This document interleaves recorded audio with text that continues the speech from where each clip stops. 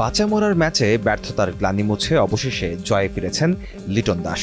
শ্রীলঙ্কাকে বড় ব্যবধানে হারিয়ে সিরিজে সমতা ফেরালো বাংলাদেশ। রোববার ১৩ জুলাই ডাম্বুলায় দ্বিতীয় টি-20তে আগে ব্যাট করতে নেমে নির্ধারিত ২০ ওভারে ৭ উইকেট হারিয়ে ১৭৭ রানের পুঁজিদার করায় বাংলাদেশ। লিটনের ৭৬ আর শামীমের ৪৮ রান বড় পুঁজি গড়তে সহায়তা করে টাইগারদের। লক্ষ্যতারায় নেমে ১৫ ওভার ২ বলে ৯৪ রান তুলতে গুটিয়ে যায় শ্রীলঙ্কানরা। আর অপরদিকে ৮৩ রানের বড় জয়ে ৩ ম্যাচ সিরিজে ১-১ ব্যবধানে সমতা ফেরালো টাইগাররা। বোলিংয়ে কামব্যাক করেছেন পেসার শরীফুল ইসলাম, নিয়েছেন ২টি উইকেট।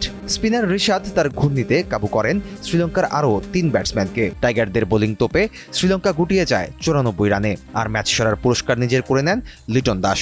আগামী বুধবার ১৬ জুলাই সিরিজের তৃতীয় ম্যাচে মুখোমুখি হবে দুই দল।